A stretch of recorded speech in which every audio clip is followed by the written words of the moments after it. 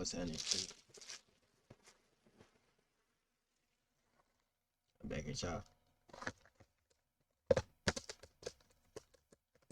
Some more here, some more. No, let me stop. Back at y'all with another reaction, man. We got goddamn MrBallen. What evil force condemned this innocent man? Warning: distressing events. Damn. Only got one little piece. Fuck. Alright, man, let's get to it. Hold up. Let me make sure I've been recording this the whole time. I have. Let's get into it. Damn, I don't like my color and shit. There we go.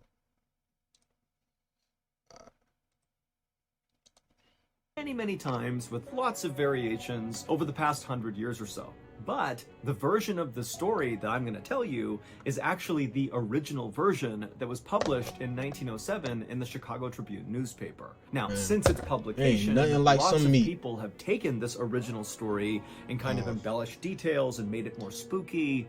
But in my opinion, it's this original version that is by far the most terrifying because it really happened. But before we get into that story, if you're a fan of the strange, dark, and mysterious delivered in story format, then you've come to the right place because that's all we do, and we upload once a week. So if that's of interest to you, please offer to get the like button, a nice fresh cup of coffee, but make that coffee using old hot dog water. Also, please subscribe to our channel and turn on all notifications so you don't miss any of our weekly uploads. Okay, let's get into today's story.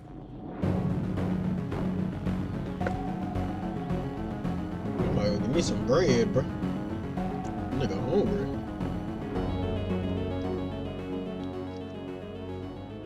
One evening in the middle of March of 1907, a sailor named Nels Nelson stood at the bow of this big Russian steamboat called the Perrier, and he looked out over the Pacific Ocean with a very worried look on his face. The sun was starting to go down, and Nels was afraid of what the night might bring.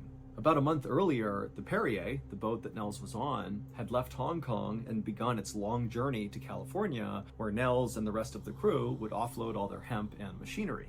And just that day, the Perrier had passed by Honolulu, Hawaii, which meant they were nearly to their final destination. Now, their long voyage thus far had been quiet, but now Nels just couldn't help feeling like their luck was about to run out. Nels had been a sailor his whole life. He was originally from Sweden, but he'd traveled all over the world, and a few years back, he had linked up with the Perrier in Hong Kong. And now, other than the captain of the Perrier, who was a Russian named Kavinsky, Nels was the longest-serving member on board the Perrier. And what that meant was Nels and the ship's captain were the only two currently on board the Perrier who knew the ship's dark secret. Now, Nels and the captain had not told anyone this secret and didn't intend to. Now, this wasn't something they planned, like they weren't trying to keep it a secret. Instead, it was just kind of this unspoken agreement that we're just never going to talk about this. But at the last port in Hong Kong where the ship was docked, the previous entire crew of the Perrier, minus Nels and the captain, had all deserted because of this secret. And so now Nels and the captain were left to kind of keep this information to themselves and go out and solicit a new crew to come on board the Perrier to go to California. But they did it without telling these people about this dark secret. And they'd managed to do it. Nels and the captain had found this kind of ragtag bunch of sailors to come with them on this journey, but as a result of recruiting basically anybody with a pulse who was willing to go on this voyage, the crew they ultimately recruited was kind of an untrustworthy, sketchy bunch. On this night, it was Nels's turn to stand watch, which means basically you would stay up and kind of patrol the boat and look out for problems or emergencies. It was just a way to make sure the crew was always safe, even when everybody was asleep. And even though Nels was not exactly thrilled to be staying up all night to stand watch, in a way he actually was kind of relieved to be in charge of this task. He figured he'd rather be awake and miserable than asleep and vulnerable. Suddenly, another sailor came up to Nels, and Nels hadn't heard what they say?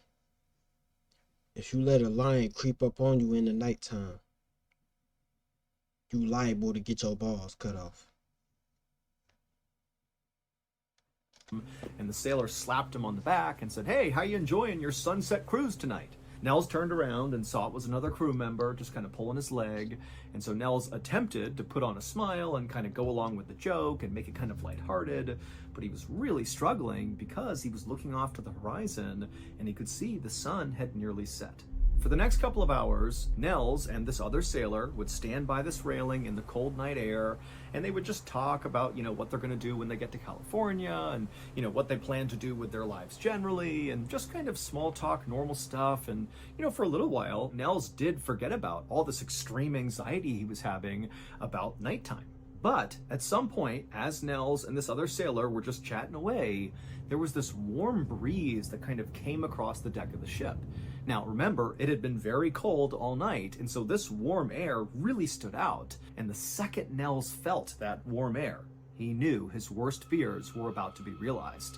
And so Nels was so scared about what was about to happen that he just kind of froze. He couldn't even turn and tell his partner what was happening. What the fuck about that? And his partner was totally oblivious because his partner had never been on the Perrier before and didn't know the ship's dark secret. And so this other sailor just kept on blabbering away, totally oblivious.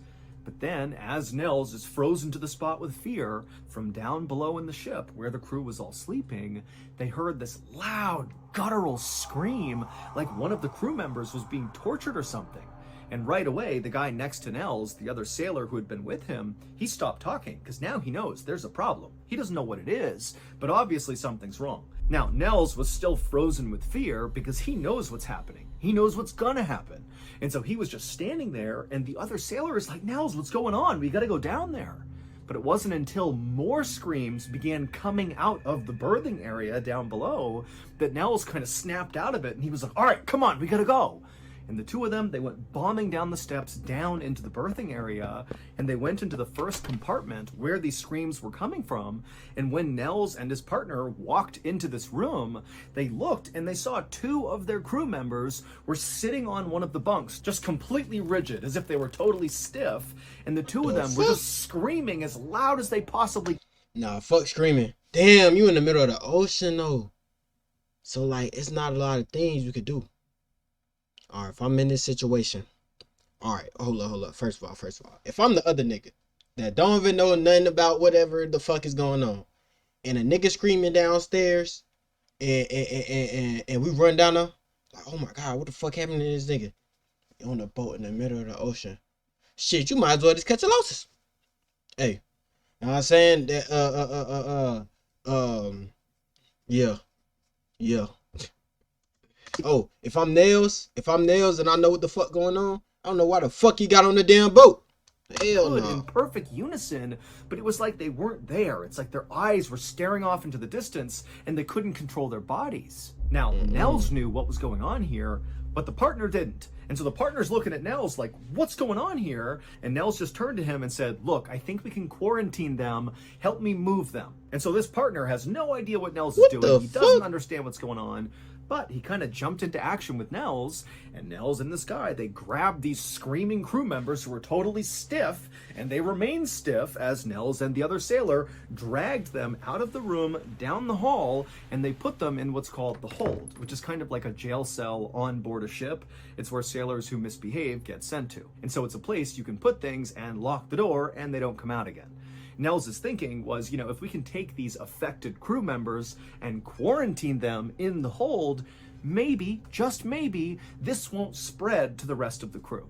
But as soon as Nels had shut and locked those two men inside of the hold, it was like the entire ship erupted with screams as the entire crew, minus Nels and his partner, just began screaming like mad. It was like the ship was total chaos. And so Nels and the crew member, they began running down the hall trying to figure out where the screaming was coming from. But before they knew it, the rest of the crew were streaming out of their rooms into the hallway, just screaming and running their way upstairs to the top deck. And so Nels began telling himself, stay calm, it's okay, it's not happening to you yet. But then it felt like someone had reached up inside of Nels' chest and was squeezing as hard as they could. It was like his body was being possessed by something, and then he felt this pressure building up inside of him, and then it was like, without even trying, suddenly the loudest scream that had ever come out of Nels came out of his mouth, and he was completely powerless to stop it. And seconds later, Nels screamed. See, I had some shit just like this happen to me, but it was under different circumstances. You feel me? I was with Shorty. I was with Shorty, and we chilling and shit. And she, you know what I'm saying, she doing her thing. She doing her thing. But she went a little too low. She went a little too low. She got down, started going to that G area. Mm-mm. She was in the depths of my soul. Ah, I feel like Mariah Carey, cool. Screaming at the top of his lung, along with his partner, who was also screaming, they joined the stampede of other screaming crew members running their way up to the top deck. Okay, so they could move. Thank you to BetterHelp All right, for this is sponsoring actually a today's good video. ad. Something a lot of That's a good ad, but I'm trying to get to the meat of the video, man.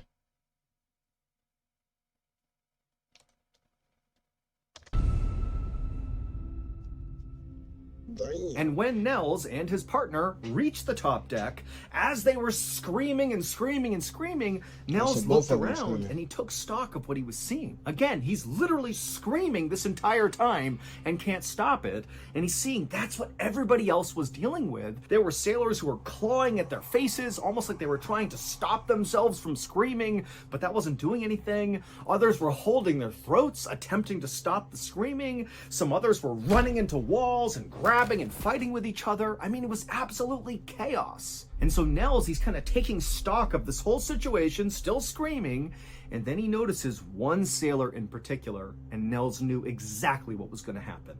That one sailor, who Nels did not know well, he was one of the sketchy crew members who were picked up in Hong Kong, he stopped screaming. And Nels could tell because there was this look of absolute calm over this sailor's face.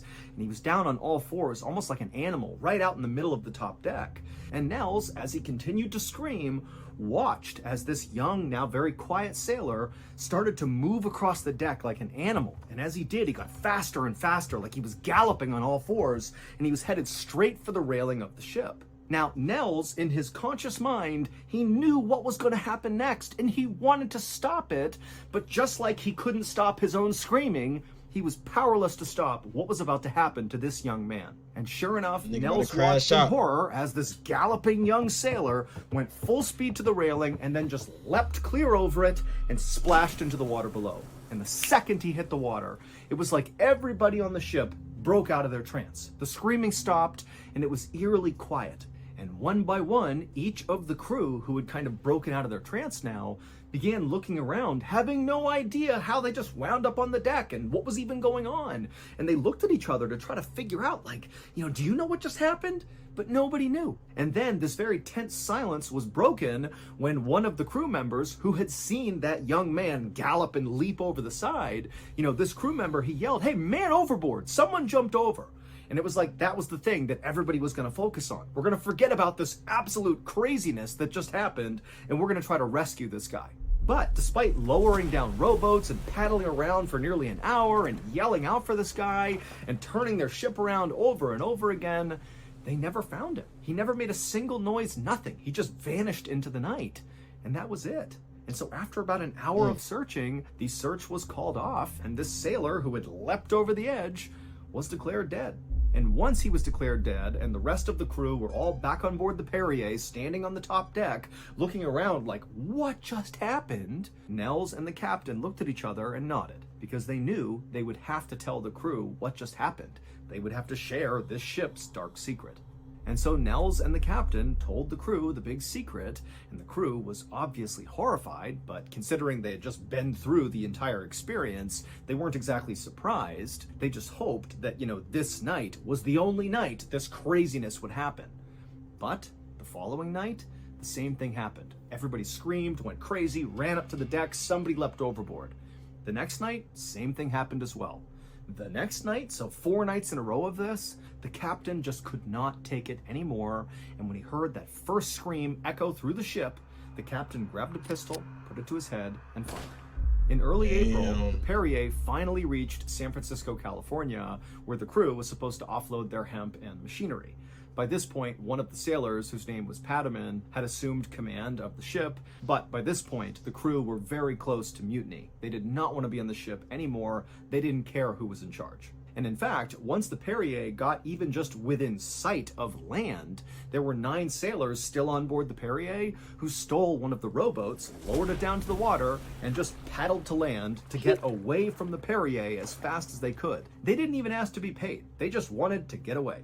Nels and the few remaining crew members on board the Perrier docked it in San Francisco, California. They unloaded the hemp, and then the crew actually got back on the Perrier and set sail again and sailed to Santa Monica, California, which was not a very far distance, where they would offload the machinery, so the rest of their haul. And actually, on the morning that they were supposed to actually dock in Santa Monica, the crew's cook leapt overboard to his death at 2 a.m., and the crew barely reacted, because by this point, this was just commonplace on board the Perrier, people going crazy and jumping over to their deaths. And so once the Perrier was docked in Santa Monica and all the cargo was offloaded, Nels and the rest of the crew just left it there. They totally abandoned it and just left. And the Perrier would remain totally abandoned in this dock in Santa Monica until a reporter from the Chicago Tribune newspaper found out about what had happened on board the ship and the fact that now it was totally abandoned, which seems so creepy, and he decided to dig into this, and ultimately he published the story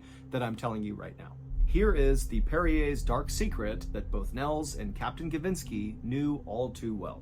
3.5 years earlier, on a night in the fall of 1903, the Perrier docked in what was then called Bombay, but what is now known as Mumbai, India. And on this particular night, some of the crew members of the Perrier decided they wanted to leave the boat and go have some fun. So a few sailors and an officer hopped on one of the rowboats on board the Perrier, they lowered it down to the water, and they paddled to shore. And apparently, this group of guys had a great time on shore, but at some point, the officer apparently killed a guy on land. Who knows what it was about? Nobody knows. The reporter from the Chicago Tribune couldn't figure it out. But the rumor goes the officer killed someone, and when they came back to the ship that night, the officer was bragging about killing this person and even making jokes about it. Now, we don't know if this story actually happened, and we also don't really know if this is the seminal event that prompted what would become the dark secret of the Perrier. But very shortly after that officer had killed someone, the Perrier had left Mumbai and they were out at sea and it was very cold, but then suddenly the crew remembered this warm air wafting over the boat, and then screams rang out from inside as the crew began going totally crazy. This was the first appearance of the Perrier's dark secret, which sailors on board the Perrier actually just referred to as the Thing. Nobody ever saw the thing, or felt the thing, or heard the thing. The only thing they experienced before all hell broke loose is a warm breeze would come across the ship, and then seconds later it was absolute pandemonium until one of the crew members died. And usually it was like the thing inhabited one of the sailors, like that young man who ran like an animal and leapt over the edge, and this thing would basically inhabit these sailors and cause them to take their own lives. Over the next few years, more crews would join the Perrier and go out to sea, and over and over and over again, this thing, the dark secret, would take over, and many of the crew would end up dying. And so by the time the crew had come to port, the crew would totally mutiny and disappear. Nobody wanted to be anywhere near this ship. That was why Nels and Captain Gavinsky were the longest serving members on board the Perrier, because they were the only ones who were willing to come back. All told, the Thing, or the dark secret of the Perrier, claimed the lives of 23 sailors. 20 of them, after screaming like maniacs, suddenly just went quiet and leapt over the railing into the ocean and drowned. And the 3 others that passed away were the ship's captains, who all killed themselves. After the Perrier was abandoned in Santa Monica, California, it's unclear what actually happened to it, but we know it never sailed commercially again.